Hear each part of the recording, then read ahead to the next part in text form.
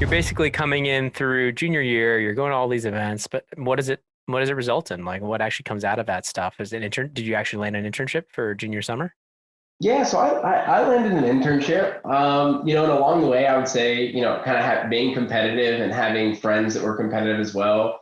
A lot of Were you guys talking a lot of shit to each other? Be honest. Like, oh, you're not gonna get anything, or were you like that kind of competitive, like openly fun competitive, or No, it was just honestly, it was kind of racking up offers. How many offers do you rack up? How many interviews did you rack up? How well did you do in the interviews? How soon did you hear back?